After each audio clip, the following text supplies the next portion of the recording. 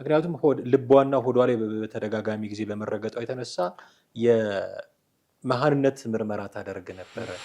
ጉማ የተባለው ወይ ደግሞ የካሳው የተወሰነበትን ውሳኔ ፍርድ ቤት የወሰነውን እንደ ማቅለያ መጠቀም ይችላል እንጂ ወንጀል ነው። በቃ ተፈጽሟል። ወንጀል ከሆነ ወንጀል ነው።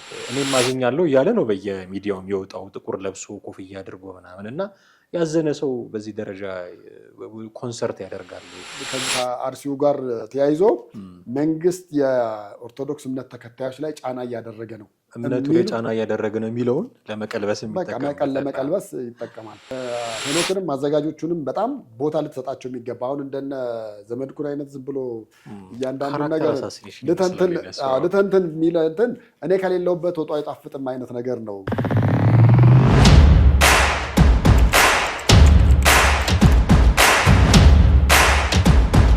ሰላም እንዴት አላችሁ ውድ ቤተሰቦቻችን? ይህ ዘኢትዮጵያ ቻናላችን ነው። ቴዎድሮስ ካሳና ማነገፋ ከእናንተ ጋር ቆይታ እናደርጋለን። ባሳለፍነው ሳምንት ላይ በርካታ ነገሮችን ሰምተናል። እስኪ አለፍ አለፍ እያደረግን ሳምንት ውስጥ ትኩረት ያገኙ ጉዳዮችን ለመዳሰስ ነው የምንሞክረው። ዛሬ 4-5 ጉዳዮችን ይዘናል። አንድ በአንድ እነሱን እያነሳን ጥቂት በጥቂት ወደ እናንተ የምናደርስ ይሆናል። ቴዎድሮስ ካሳና ማነገፋ ከእናንተ ጋር ቆይታ እናደርጋለን። እስከ ፕሮግራማችን ፍጻሜ ድረስ አብራችሁን ትቆዩ ዘንድ የአክብሮት ግብዣችን ነው። ቴዲ እንዴት አለ? እንዴት ነህ? ሰላም ነው። ሰላም ነን አለ። ሳምንቱ ላይ በጣም በርካታ ነገሮች ተነስተዋል እና መነሳት የሚገባቸው ነገሮች አሉ ብዬ ያስባለሁ እና እስቲ አንዳንድ እያልኩ ላንሳልህ። የዚህ የቀነኒ አዱኛና የድምፃዊ አንዱዓለም ጎሳ ነገር አሁን ትንሽ ከረር ያለ ይመስላል። እሱ ረዘም ያለ ደቂቃ የፈጀ እኔ የለሁበትም አልገደልኳትም አይነት መግለጫ ሰጠ። ከሱ በፊት ይሄን መግለጫ እንዲሰጥ ያስገደዱት ነገሮች አሉ። በእርግጥ ከዛ እዛ የድምፃዊ አንዱዓለም ጎሳ ንግግር ላይ ስሙ የተጠቀሰው ሊበን የተባለው ወንድምየው ወጥቶ እሱ ደግሞ እኔ ጋር እነዚህ መረጃዎች አሉ ብሎ በፎቶ የተደገፈ ዝርዝር መረጃ ሰጠ። ከዛ ካልተሳሳትኩኝ ለማ የሚባል ሌላም ሰው እንደዚህ የቀነኒ ቤተሰብ ወጥቶ ደግሞ ስጋት አለን፣ የደህንነት ስጋት አለን፣ ሊበን አንድ ነገር ቢሆን የሚሉ ነገሮችን ተናገረና አሁን ጉዳዩ ከአባገዳዎችም አቅም በላይ የሆነ ነው። አባገዳዎች ይዘውት ነበረ ጉዳዩን። ጉማ ከፍላለሁ፣ አይ ቲንክ ጉማ ማለት ካሳ ማለት ይሆን አላውቅም፣ ጉማ ከፍላለሁ ብሏል። እና የብዙ ሰዎች እንደውም ጥያቄ ጉማ ከፍላለሁ ካለ ኦልሬዲ መግደሉን አድሚት እያደረገ ነው ይሄ ልጅ የሚል ነገር ሲነሳ ነበር። በኋላ ነው ወጥቶ አልከፍልም፣ እኔ እንደዚህ አይነት ነገር አልተናገርኩም ያለው። ኦኬ ከፍላለሁ ካለ ገድሏል ማለት ነው በሌላ አማርኛ። አልገደልኩም እያልክ ካሳ እንዴት ትከፍላለህ? አብሮ መሄድ አይደለም። ስለዚህ እንዲህ አይነት ጉዳዮች እየተነሱ ነው። የደህንነት ስጋት አለብን እያሉ ነው የቀነኒ ቤተሰቦች። አባቷም እናቷም በተደጋጋሚ ጊዜ ይወጣሉ። አባገዳዎች ተጽዕኖ ሊያደርጉብን ፈልገዋል የሚሉ መረጃዎችን ይሰጣሉ። ነብሷን ይማርና የቀነኒ አዱኛ ጉዳይ ግን አሁን በጣም ክላይማክስ የደረሰ ይመስለኛል። አዎ ነገሮችን ስታያቸው በጣም ምልልሱ ከዛም ከዚህም ሲመጣ በጣም እየወጣ ያለ ነገር ነው እና አልገደልኩም ግን ካሳ ክሳለሁ የማይሆን ነገር እኮ ነው። አላደረግኩትኝም ነው። ካላደረገ ካሳው አስፈላጊነቱ እርቁ ምንድን ነው? እኔ እኮ እርቅ ካለ መሀል ላይ አባገዳዎች የሚያስታርቁ ከሆነ ጥፋት አለ ማለት የሆነ ጥፋት አለ ማለት ነው። በህግ ደረጃ እኔ አሁን የህግ ባለሙያዎችም ይሄን ነገር ምን ይላሉ የሚል ከህግ ባለሙያዎችን ጠይቄ ነበርና እነሱ ምን መሰለ ያሉት ጉማ የተባለው ወይ ደግሞ የካሳው የተወሰነበትን ውሳኔ ፍርድ ቤት የወሰነውን እንደ ማቅለያ መጠቀም ይችላል እንጂ ወንጀል ነው። በቃ ተፈጽሟል። ወንጀል ከሆነ ወንጀል ነው። ወንጀሉን አቃቢ ህግ ይዞት ጉዳዩን ፍርድ ቤት ደርሶ ከዛ በኋላ ውጤቱን የሚታየው በዛ መካከል ላይ የእሱም ያደረገው ካሳ እሱም ያደረገው ጉማ ሊጠቅመው የሚችለው ለፍርድ ማቅለያ ብቻ ነው።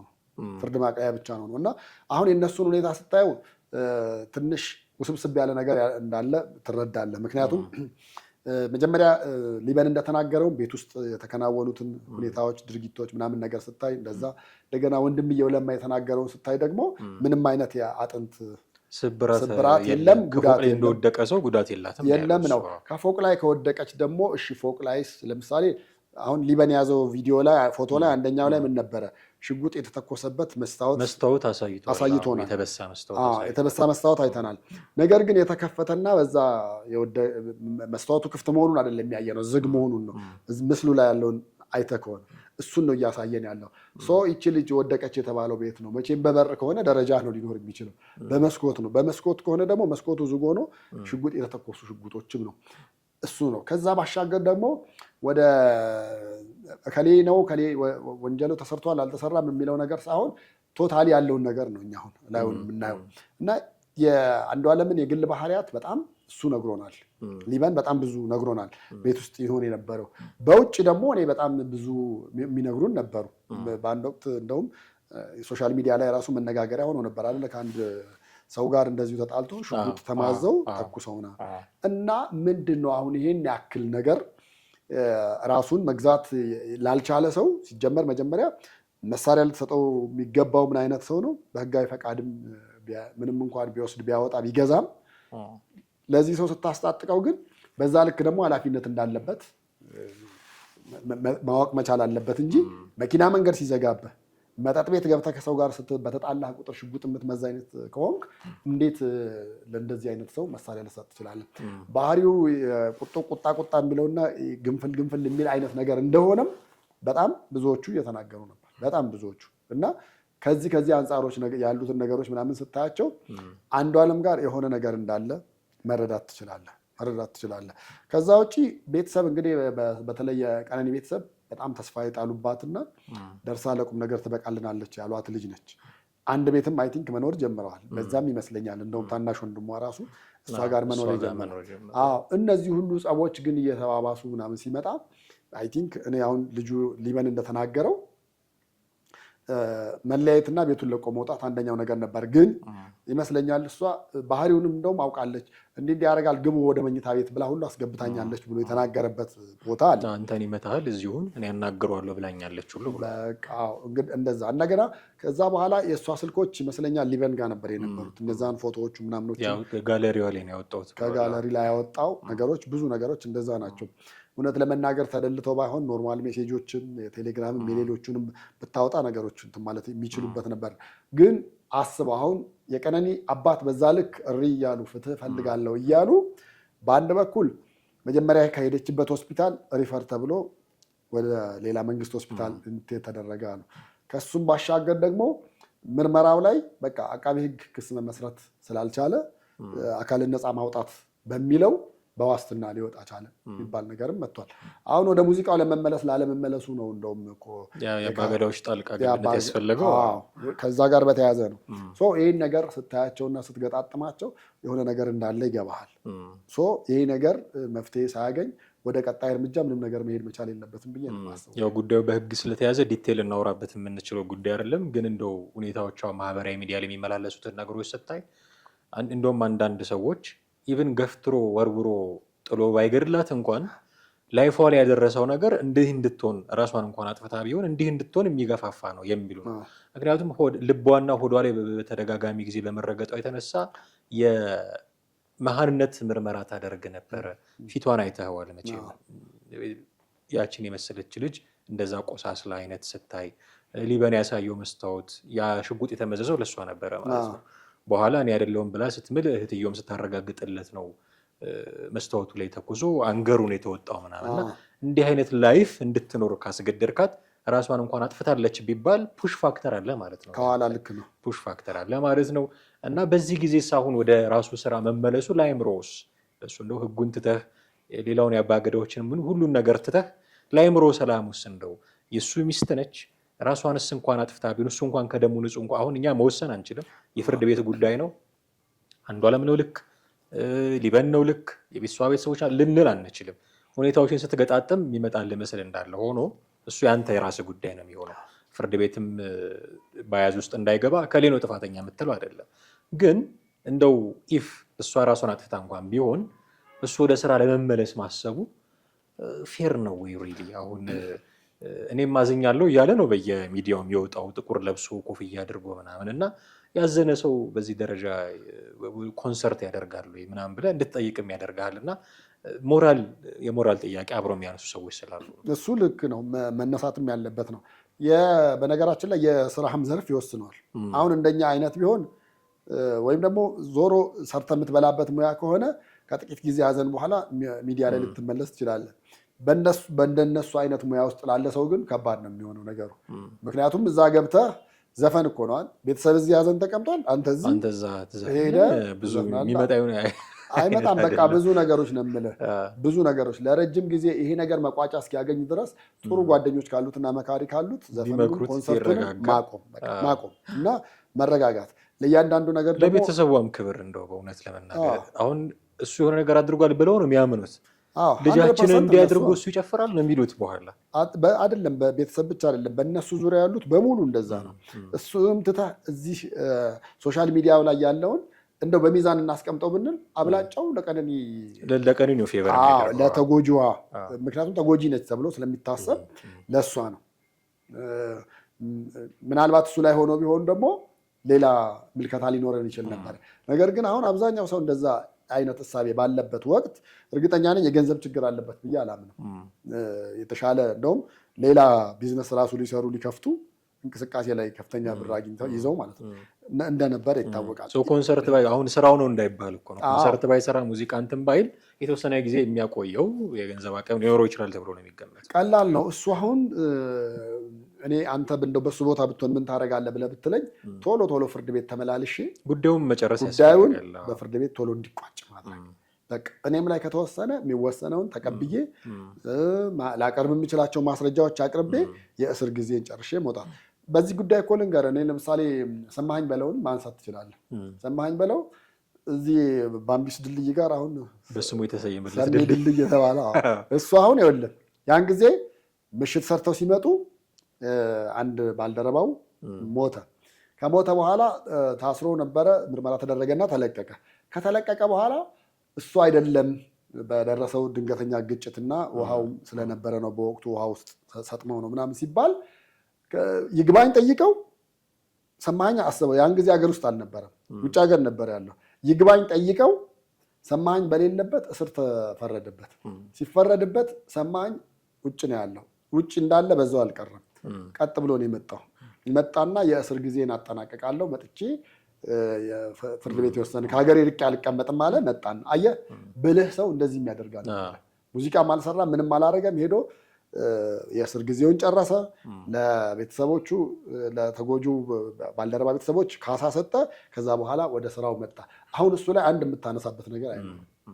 አንዷለም ይሄ ሁሉ ነገር በእጆቹ እያሉ ነገር ግን ይሄንን እንኳን ለማድረግ ዝግጁነት አታይም ነው የምልህ። እኔ አሁን ሙዚቃውንም ኮንሰርቱንም ኢቭን እንኳን የሆኑ አካላት እንኳን መተው እንትን ቢሉ ሚዲያ ላይ ወጥቶ የጠየቁኝ አካላት አሉ። ይህን ያህል ሚሊዮን ብር ሊከፍሉኝ ነበር፣ ነገር ግን ይሄ ነገር መቋጫ ሳያገኝ ወደዚህ ነገር ውስጥ መግባት አልፈልግም ብዬ አቁሜዋለሁኝ ብሎ አድናቂዎቹንም ወዳጆቹንም የእሷንም ቤተሰቦች ጠብቁኝ ብሎ ጉዳዩ ሴትል እስኪያደርግ ድረስ መታገስ አለብን የሚል ነገሮች ሊያደርግ ይገባል። አይ ቲንክ ጥሩ መካሪዎች ካሉት እንዲህ ሊመክሩት ይገባል። ሌላኛውን ጉዳይ እናንሳ። ባለፈው ሳምንት የገና ዋዜማ ላይ የተደረገ የአእላፋት ዝማሬ የሚባል በጣም በብዙ ቁጥር የሚቆጠሩ የኢትዮጵያ ኦርቶዶክስ ተዋሕዶ ቤተክርስቲያን ምዕመናን የተሳተፉበት በመስቀል አደባባይ ትልቅ መርሃ ግብር ነበረ እና እሱን መርሃ ግብር አስመልክቶ ማህበራዊ ሚዲያው ላይ አሁን ድረስ ያልበረደ ነገር ይነሳል።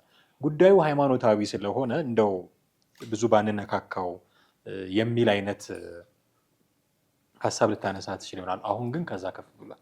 ከሃይማኖታዊ ጉዳይ ከፍ ብሎ ፖለቲከኞች ሀሳብ የሚሰጡበት፣ ብዙ ጸሐፊዎች ሀሳብ የሚሰጡበት ሲሆን ኦኬ ይሄ ነገር እስኪ ቢዳሰስ በሳምንቱ ከተደረጉት እውነቱን ለመናገር የእሱን ያክል የዚህ የአእላፋት ዝማሬን ያክል ትኩረት ያገኘ ጉዳይ የለም። በዚህ ሳምንት በጣም ትልቅ ትኩረት ያገኘ ኢቭን አሁን ድረስ ምልልሶች አሉት።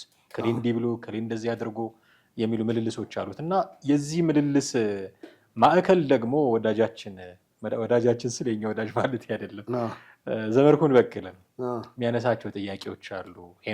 ዲያቆን ሄኖክ ኃይሌ የሚያነሳቸው ጥያቄዎች አሉ። የዝማሬው አዘጋጅ የሆነው ኢጃት ላይ የኢትዮጵያ ጃንደረባው ትውልድ ላይ የሚያነሳቸው ጥያቄዎች አሉ። ኢቨን ጃንደረባ የምትለው ቃል በራሱ እየተበተነች በነ ኪዳነ ወልድ ክፍሌ መዝገበ ቃላት እየተፈተሸች እንዲህ ማለት ነው እንዲያ ማለት ነው እየተባለ በቃ የማይሰራ ፖለቲካ የለም እና በማግስቱ ይሁን የዛው ዕለት አዳነች አበቤ ለከተማችን ውበት ሰጥቷል ዝማሬው የሚል ነገር ተናገሩ። ከዛ ምክትል ጠቅላይ ሚኒስትሩ ተመስገን ጥሩነህም ተመሳሳይ ሀሳብ ሰጡ። ከዛ ደግሞ እንትና ማነው ሀብታሙ አያሌው ሲያወራ ሰማሁት። በዳንኤል ክብረት ትዕዛዝ ነው ይሄ የተደረገው የሚል ነገር ሲናገር ሰማሁት። ሸራተን አዲስ ውስጥ 20 ሺህ ብር የሚከፈልበት እራት ነበረ ለዚህ ፕሮግራም ተብሎ የሚሉ አሁን ጉዳዩን ከሃይማኖታዊ አውድ ውጪ እንድናየው የሚያስገድዱን በርካታ ነገሮች ተፈጠሩ እና ከዓመታት በፊት የተደረገ ጉዞ ነበረ ወደ ቫቲካን። ኢትዮጵያ ኦርቶዶክስ ተዋሕዶ ቤተክርስቲያን ዲያቆን ሄኖክ ኃይሌና ሌላ መምህር ወክላ ወደ ፖፕ ፍራንሲስ የላከቻቸው ነበሩ። እሱም ፎቶ እያነሱ እያመጡ እነዚህ ካቶሊኮች ናቸው፣ ኦርቶዶክሶች አይደሉም፣ እምነታችንን እንዲህ ሊያደርጉ ነው የሚል ትልቅ ተቃውሞ ተነስቷል።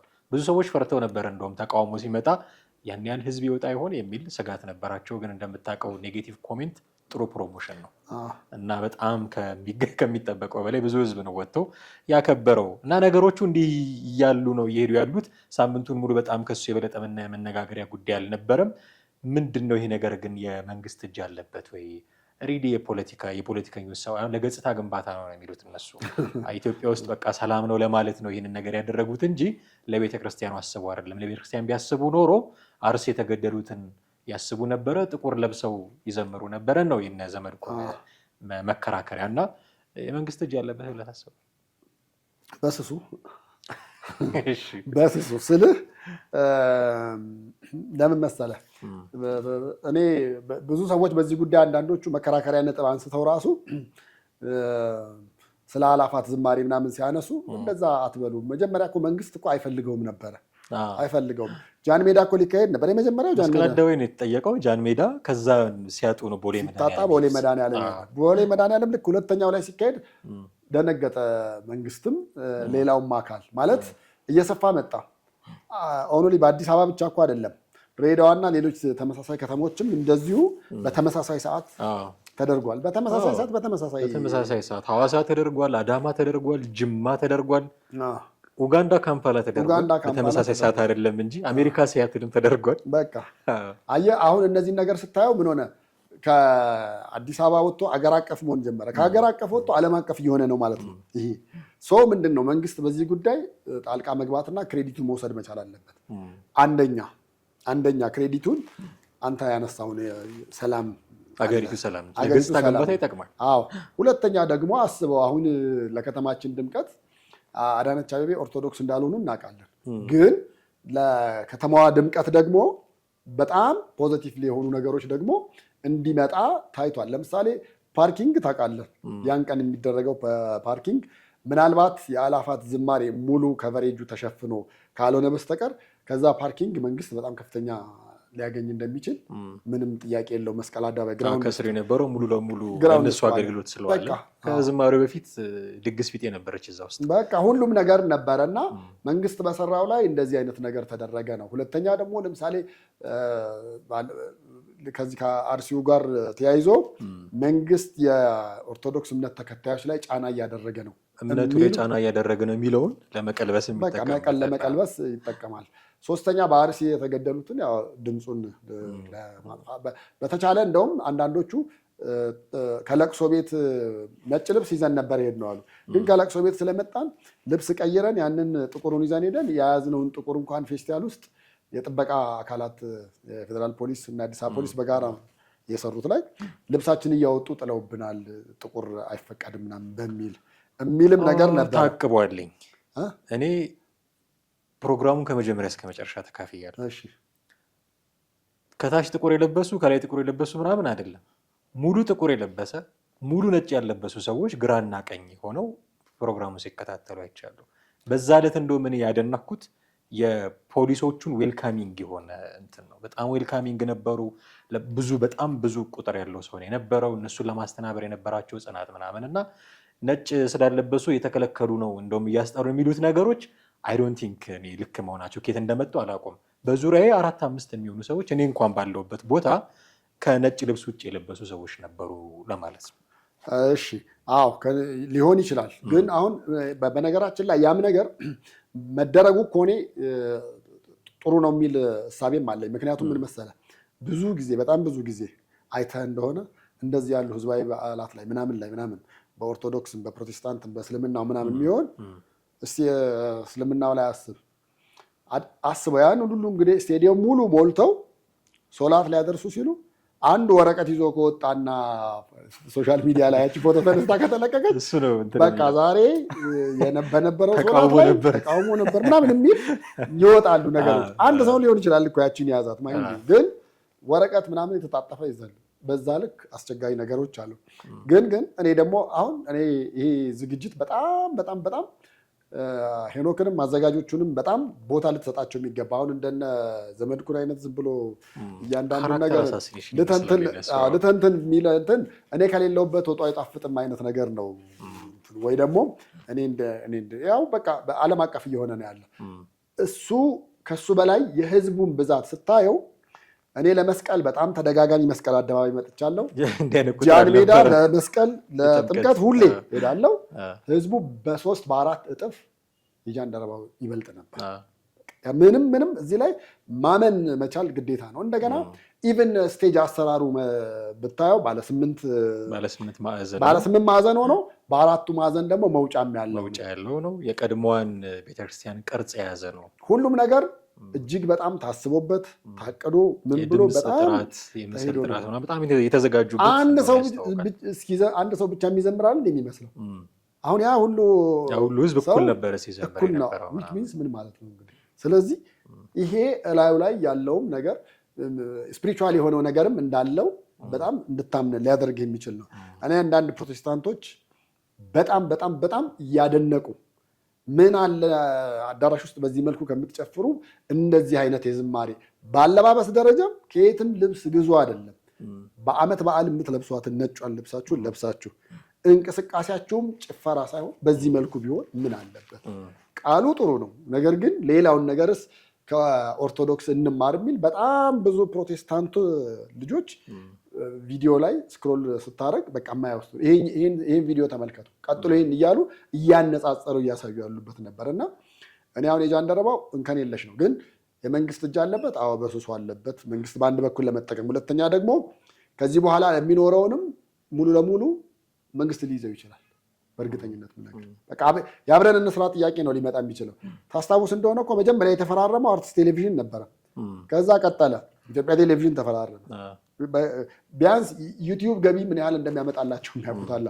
ከዛ አዲስ ሚዲያ ኔትወርክ፣ የመንግስት ሚዲያ የምትላቸው ብቻ አይደሉም የግሎቹ ሁሉ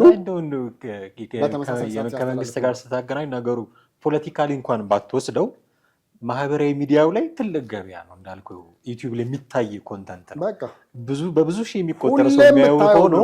እንዴት ዝም ብለህ ታሳልፈዋለህ? አሁን ፋናም ኢቢሲ ሁሉም ሲቀራመተው ስታይ በቃ ጉዳይ ነው፣ የዚህ ሰሞን ጉዳይ እሱ ነው፣ የሚታይላቸው እሱ ነው። ገንዘብ ያመጣል። ፖለቲካም ቢኖረውም ባይኖረውም ገንዘብ ያመጣል። ያስተላልፉታል ምናምን። ከዛ ውጭ ግን አዘጋጆቹን በግል እያነሱ ከሌ ቫቲካን ሄዶ የመጣ ነው ከሌ እዚህ መናገር ማንችላቸው በጣም ጸያፍ ቃላትን እየተጠቀሙ ሁሉ እንደዛ እንትን የሚለዋሉ እና ይሄ ፖለቲካችን ላይ ያለው ነገር እምነት ውስጥ ሲገባ አሁን ጉዳዩን ከሌን የሚደግፉት ከሌዎች ናቸው መጥራት ስላልፈለግኩኝ ነው። በዛ ደረጃ መውረድ ስላልፈለግኩ ነው። ከሌናቸው የሚሉ ትችቶችን ነው የምትሰማው። እና ከአርሲ ከሞቱት ጋር እንኳን ለማያያዝ ሲሞክሩ ከዚህ በፊት 2 ጊዜ የተደረገ አይመስልም ነበረ። ዘማሪ 2 ጊዜ ተደርጓል። ያን የአርሲ ምናምን አይወራም። አሁን ለምን የአርሲውን ለመሸፈን ያመጡታል ለ3ኛ ጊዜ ገብተዋል። እና ያኔ ከመስቀል አደባባይ ሲከለከሉ አስጠቃችሁን ብለዋቸው ነበር። ኦኬ አሁን ካገኙ አስከበራችሁ መባል ነበረባቸው። አሁን አብራችሁ ነው የምትሰሩት አሉ። ስለዚህ ምንም ቢሆኑላቸው አይጠግቡም ማለት ነው እነዚህ ሰዎች። እና አዘጋጆቹ ምን ቢያደርጉ እንደሚሳካላቸው አላውቅም። አላፋት ዝማሬን ወደ አላፋት ቅዳሴ ያሳደገናል ሲሉም ወዲያው ነው ተቃውሞ የተነሳባቸው። መስቀል አደባባይ ሊቀድሱ ነው ብሎ አሁን መስቀል አደባባይ እንደማይቀደስ ያ ቀሚስ ለብሶ አንገቱ ላይ መስቀል አንጠልጥሎ የሚተቸው ሰውዬ ሳይሆን እኔ ምንም የማላውቀው ሰውዬ አውቃለሁ። መስቀል አደባባይ አይቀደስም። ቤተክርስቲያን የሚቀደስ ቢቀደስም ግን ችግር አለው ብዬ አላምንም። ለምን መሰለህ እንዴ? ለምሳሌ የመስቀል ዕለት የግማሽ ስርዓተ ቅዳሴ ይካሄድ የለ እንዴ? እንደገና እሱን ጃን ሜዳ አለ አይደል እንዴ? ጃን ሜዳ ታቦታቱ ያድራሉ። ታቦታቱ እዛ ስለሚሆኑ እዛ ይቀደስ፣ ታቦት በሌለበት አይቀደስም። እዚህም እኮ የእስጢፋኖስን ታቦት ወስደህ እኮ መቀደስ ትችላለህ። ምንድን ነው ቦታውን ባርከልልን። መጀመሪያም ትችት በዝቶባቸዋል። ይሄን ዓላማቸው እንዳታስብላቸው። እስጢፋኖስ ቅርብ ስለሆነ ነው። ገባኝ። ስለዚህ ምንም ዓላማቸው ግን አሁን እነዚህ ሰዎች እኮ ይገርምሃል፣ በአመት አንዴ የምትዘጋጀውን እቺ በጣም ገነነች እንጂ አመቱን ሙሉ ስራ የሚሰሩ ሰዎች ናቸው። ቅዳሴ የሚያስተምሩ ጉባኤ ዘርግተው ኮርስ የሚያስተምሩ ሰዎች ናቸው ምናምን እና እቺ የአእላፋት ዝማሬዎቿ ተወስዳ ምትተችባ እነሱ መጥፎ ስራ ማለት አይተቹ የሚል አቋም የለኝም። የሚተቹባቸው በርካታ ነገሮች መዓት ሊኖሩ ይችላሉ። ግን ምትተቸው ምኑን ነው? ሰዎቹን ግለሰቡን እያነሳ የከሌ ባል ነው የከሌ ሚስት ነው እያልክ እንትን ይሄ ነው አሁን የዘመድኩን ጥንካሬ ብለህ ልትለው ትችላለህ። በሌላው ያው እንደ ድክመት የእሱ ጥንካሬ ከአንተ ጋር ከተጣላ የአንተን ሚስቶች መዘርዘር ነው እንደ ትልቅ ኢሹ።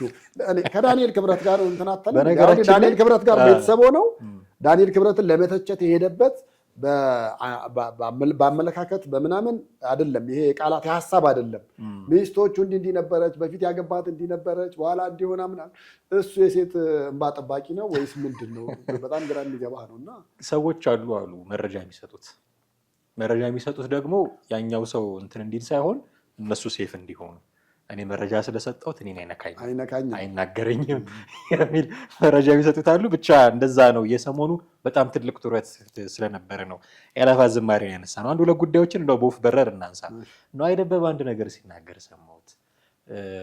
ስለ መለስ ዜናዊ መዝፈኔ ስህተት ነው ይቅርታ ይደረግልኝ ብሏል። አሁን ስለ ህዳሴ ግድብ ዘፍኗል በቅርቡ እንደምታውቀውና መቼም ሁሉም ሰው ቋሚ አይደለም፣ ይቀያየራል። አቶ መለስ ዜናዊ እንዳለፉት አሁን ያሉ መሪዎችም ቋሚዎች አይደሉም፣ ያልፋሉ እና እንደው በህይወት እንኳን ባያልፉ ሟርት እንዳይሆንብን በምርጫ ሊሸነፉ ይችላሉ እና የሚቀጥለው መንግስት ሲመጣ ለህዳሴ ግድብ የዘፈንኩት ይቅርታ ይደረግልኝ የሚል አይነት ሰው እንዳይሆን እሰጋለሁ እና ይቅር በሉኝ ብሏል። ለመለስ መዝፈን አልነበረብኝም ብሎ ያን ጊዜ እኔ ቀብሩ ላይ ከነበሩት ሰዎች አንዱ ነበርኩኝ። የመለስ ረፍት ጊዜ ዘመድኩንም የዛን የተናገረው አለ። ቪዲዮ ካስፈለገ አለው እሱ ኢሹ አልወጣንም ብዬ ነው። እነ ነዋይ ደበበን አይደለም እንደነ ትዕግስት ወይሶ ምንድን ነበር ያሉት እኮ ቀበቶ እንኳን እኮ የማይታጠቁ ምን ስትይ ዝቅ ብለሽ ሱሪውን አየሽ ብለው የመለሱላት አሉ። ቀበቶ እንኳን የማይታጠቁ ቀበቶ ለመታጠቅ ጊዜ የሌላቸው መሪ ነበሩ ምናምን። ለግለሰብ በዚህ ልክ ስታሽቃብጥ ነገሮች ሲለወጡ እንደዚህ ነው ሊሆን የሚችለው። አሁን ይሄ የግድቡ ኦልሬዲ የጋራ የሀገርም ምናምን ስለሆነ ችግር የለውም። ግን እንደዚህ አይነት ነገሮች በቃ በጣም ብዙዎቹ እንትኖች ላይ ታያለ። ለምሳሌ ታስታውሳለህ ጋሽ አበራ ሞላ ያን የመሰለ ሙዚቃ ወደ ግለሰብ አመጣው ተብሎ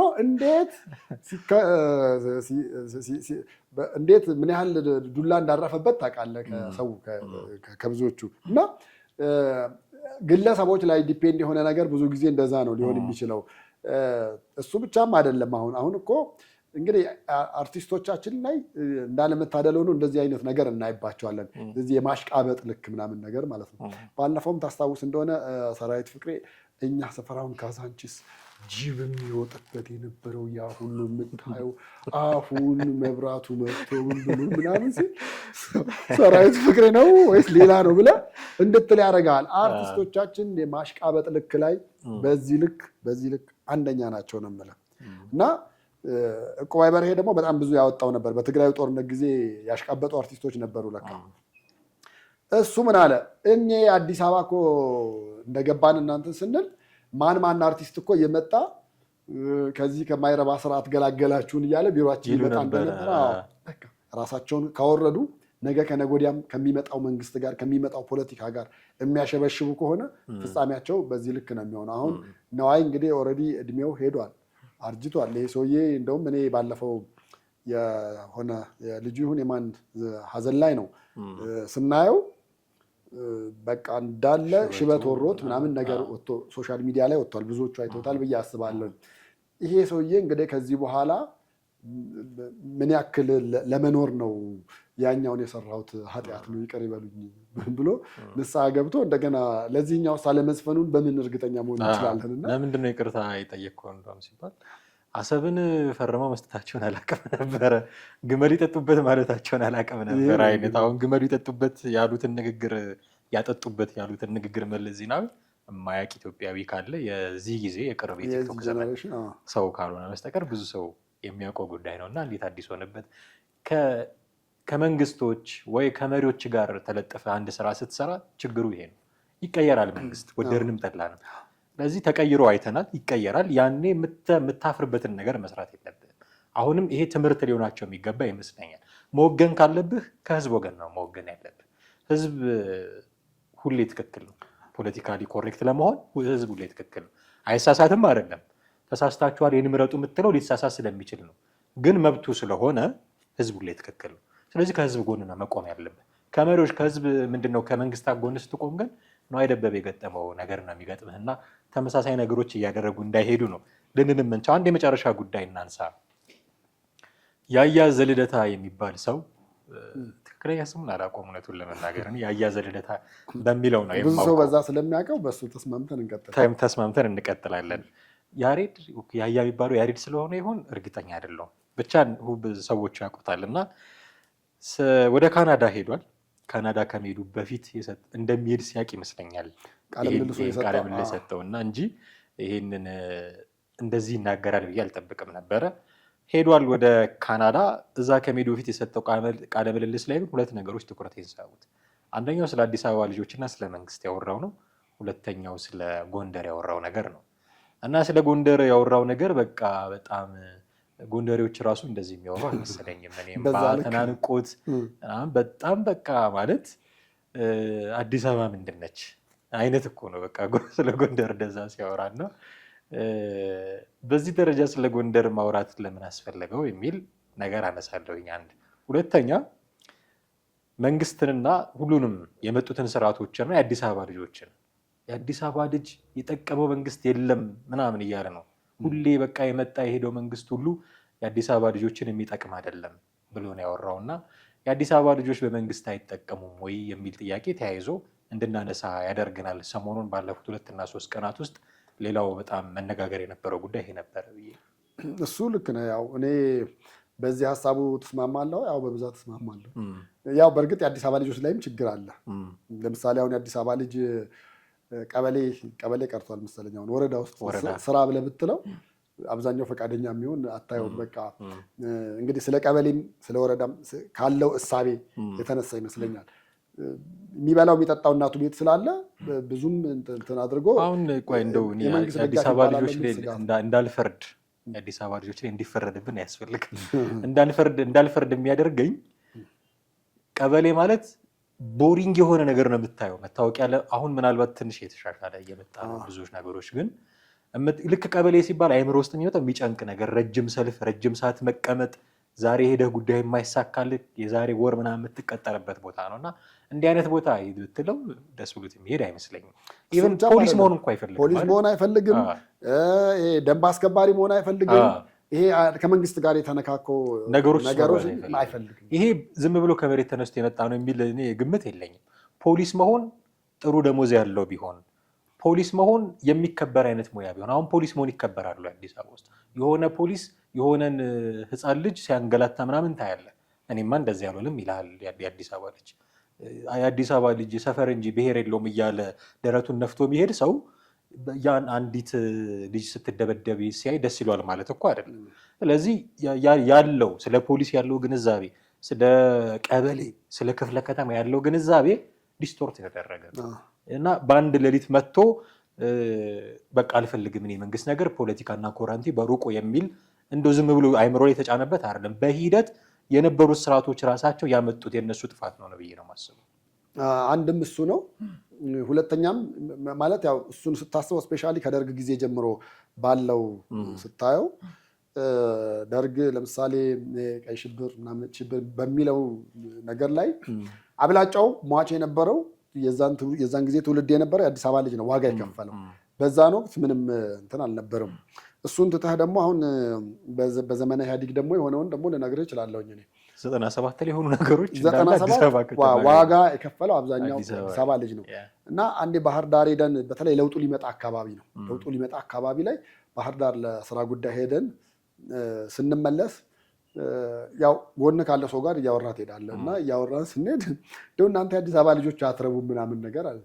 ምንድን ነው ምናምን እዚያ ባህር ዳር ደህና ነቅንቀ ነው እየነበረ አለ። የእናንተ አዲስ አበባዎች ብትንቀሳቀሱ ኖሮ ወያኔን ባንዲህን ጥለው ነበር አለ። ለምን እንደዛ ትላላችሁ? 97 ዓመተ ምህረት እኮ የአዲስ አበባ ልጅ ዋጋ ሲከፍል እናንተም ደግሞ በየቤታችሁ ነበር። 93 ዓመተ ምህረትም ዋጋ ከፍሏል። በነገራችን ላይ የዛኔ ተዘረፈ ምናምን በተባለ ጊዜ መጀመሪያ ተጠቂ የነበረው ቪክቲም የነበረው የአዲስ አበባ ወጣት ነው አብላጫው። በነዛ ነገሮች ነው እና አልተጠቀመም። አዎ እነዛን አመለካከቶች መቀየር መቻል አለባቸው 100%። በዛም ልክ ግን እኮ አሉ እኔ አሁን የማውቃቸው ጓደኞች የአዲስ አበባ ፖሊስም ፌዴራል ፖሊስም የገቡ ማለት ነው። እንግዲህ እነሱ ደግሞ የራሳቸውን ምክንያት ያመኑበት ነገር ሊኖራቸው ይችላል ብዬ አስባለሁ። ከዛ አንጻር ነው የአዲስ አበባ ልጅ ተጠቅመዋል፣ በጣም አልተጠቀመም። እስቲ እንደው በጣም በትንሹ እንኳን በትንሹ ተመልከት። አርከበ መጥቶ የሰጣቸውን ሼዶች ምናምን ብታይ፣ እንደገና አሁን ደግሞ አዳነችም መታ የተሰጡትን ምናምን ነገር ብታይ የአዲስ አበባ ልጅ እዛ ውስጥ የለም አታይም። ይሄ ግራውንድ ውስጥ 4 ኪሎ ምናምን የተሰጡትን ቦታ ብታይ በፐርሰንት ስታስቀምጥ 0 ነው። ኢቭን ገቢዎች መስሪያ ቤት ሂድ ብዙ የአዲስ አበባ ወጣት ምናምን አታይም። ወረዳዎች ይሄ በቃ በመንግስታዊ ተቋማት ራሱ ያሉትን ስታይ አዲስ አበባ ልጆች ጋር ተበድለዋል። አዎ ተበድለዋል። በቃ ምንም ጥያቄ የለውም። በእርግጥ ለክልሉ ማዕከል አዲስ አበባ ነው። ክልል ብዙ አካባቢ ሰላም ስለሌለ፣ ሰላም ከሌለ ደግሞ እዛ አብዛኛው መጥቶ የሚኖረው እዚህ ሲኖር ያገኘውን ስራ ሰርቶ ሊኖር ይችላል። ለምን ቤት ኪራይ ያለው ቀለብ አለ፣ ሌሎች ወጪዎች አሉ። እኛ ደግሞ እናታችን ሽሮ ስለምንበላ ኑና እዚህ ጋር ትበሉ ስትባል አይ በቃ የምበላው አላጣም። መተቸት የለበትም የሚል አቋም የለኝም። መተቸት አለበት። ዝቅ ብሎ መስራትም ምንም ማንመርጥ ከሆነ አስቸጋሪ። ያገኘውን ሰርተህ ከዛ ነው ከፍ እያልክ የምትሄደው። እንደዛ አይነት ነገሮች ሰዓት እንዳንወስድ የጎንደሩን ጉዳይ ግን እናንሳ። በእንባ ጭምር ነው የተሰናበታት ጎንደርን ያያዘ ልደታ እና በጣም የተለየ እንደውም አንድ የፌስቡክ ልጥፍ ያየሁት ምንድን ነው እኔ ሄድኩ በቃ ከዚህ በኋላ ጎንደር አለቀላት አይነት እንትን ያለው ነው እና በአርቲስት አማኑኤል ሀብታሙ ምክንያት ነው ሚስቴን የፈታዋት የታሰርኩት ምናምን የሚሉ የማይገጥሙ ነገሮችን ሲያገጣጥም ሁሉ እያየሁት ነበር። እና ምን አይነት ሰው ምን አይነት ፐርሰናሊቲ ያለው ሰው እንደሆነ ራሱ ለማወቅ ሙከራ ሳደርግ ነበር። ሊገለጽልኝ አልቻለም። እኔ ቅርቦቹ ደግሞ ለእኔና ለሱ ሚቹዋል ፍሬንዶች አሉ፣ የጋራ ጓደኛ ማለት ነው። እነሱ ሲነግሩህ ያያ የሚናገረውን የማያውቅ ምልህ አሁን አንዳንድ ሰው አይምሮ ይሄን ነገር ብናገር እንዲህ ያለ ነገር ሊሆን ይችላል ምናምን አይደለ። እሱ ግን በቃ ቀጥታ ወዲያውኑ ያለምንም ማሰብና ማመዛዘን እንትን የሚያደርግ እዛ ልደታ አሁን እኔ ምናልባት ይሄ መረጃ ሊጠቅም የሚችለው ለዘመድኩን ሊሆን ይችላል። ልደታ ቤተክርስቲያን በረንዳ ላይ ያድር እንደነበረና በዛ ጊዜ ደግሞ ከተለያዩ ሴቶች ጋር ደግሞ የማግጥ እንደነበር ምናምን ትሰማለህ። ያው ለዘመድኩን ከጠቀመው ነው በዚሁ አጋጣሚና እንደዛ አይነት ሰው ከዛ በኋላ በቤተ ክርስቲያን ስም በጸበል ቀጂነት ስም ነው እዛ አካባቢ ያለውን ስሙን የገነባው፣ እዛ አካባቢ አገልጋይ ተብሎ ምናምን። ከዛ ውጭ ባለው ግን የኢትዮጵያ ሕዝብ እንደውም እንትና አለ የኦርቶዶክስ ልጆች በአንድ ቪዲዮ ጠሉኝ ምናምን ነገር የሚል ያ ኮሚሽን እንደሚሰራ እኮ በፊት ሁሉም እኮ ያውቃል። ሁሉም እያወቀ ውስጡ እየተቃጠለ ዝም ያለ አለ። በጣም እያወቀ ያያዘ ልደታ መድረክ ላይ በወጣ ቁጥር ከሁለቱ በአንድ ነገር ነው። አንደኛ ስሙን ለመገንባትና እዛ ላይ ለማስጠራት፣ ሁለተኛ ኮሚሽን ለማግኘት ነው። ፔሬድ በቃ ይሄን ያህል ገንዘብ እኔ ለምሳሌ የገንዘብ የገቢ ማሰባሰቢያ ጊዜ እኮ ለጓደኞቹ ለምናምን ውጭ ሀገር ላሉት ሀገር ውስጥ ላሉት በሙሉ እኮ ተደውሎ በእኔ ስም አስገቡ እያለ የወተወታ ከዛ በኋላ ሲገባ በያያ ልደታ ስም አይተህ እንደሆነ አንድ ቪዲዮ 5,000 ብር ገብተዋል ምናምን በያያ ልደታ ስም ምናምን ያችን ይፈልጋታል። ከዛ ላይ ደግሞ ያው ኮሚሽን የሚወስደው አሁን መጨረሻ ላይ ነው የወጣው እንጂ ከዚህ በፊትም ያደርግ እንደነበረ ምንም ጥርጥር የለውም። የሰራው ስራ ላስት ላይ መጨረሻ ላይ ያወጣና ጎንደሬ መሆኑን አብላጫው የአዲስ አበባ ወጣት ኦርቶዶክስን የሚያውቅ አይመስለኝም። ጎንደሬ ነው ልጁ እንግዲህ መሆኑ ነው። እንዲህ ካለቀሰ ሜዳ ተነስቶ በዛ ልክ ያለቅሳል።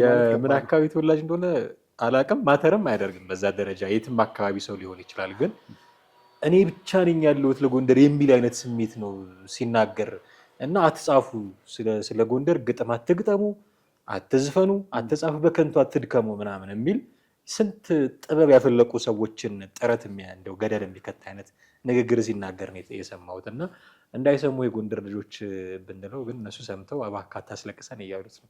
አብረው እያለቀሱ ነው። ለጥምቀታውን ስለምንሄድ እንግዲህ ያለውን ቫይብ ቅር ያለው እሱ ይመስለኛል። የጥምቀትን ሳያከብር ቢሄዱ የጎንደር ግን አንድም ለኬዝ ነው። አሁን ቃለ ምልልስ የሰጠው ለኬዝ ይጠቅማል። እዛ ሲሄድ ለአሳይለሙም ለምኑም ይጠቅማል። ብዙዎች እንደዛ ያደርጋሉ። የሆነች ኬዝ ይፈልጋሉ እና የመንግስት ተቃዋሚ ነኝ የሚል የአዲስ አበባ ልጆችንም እኮ የጦስ ዶሮ አድርጎ ነው የሄደው።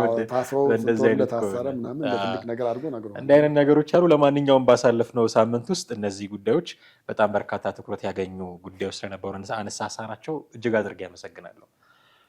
ውድ ቤተሰቦቻችን እናንተም ከኛ ጋር ለነበራችሁ ቆይታ እጅግ አድርገን እናመሰግናችኋለን። የዛሬው ፕሮግራማችን ይህንን ይመስል ነበረ።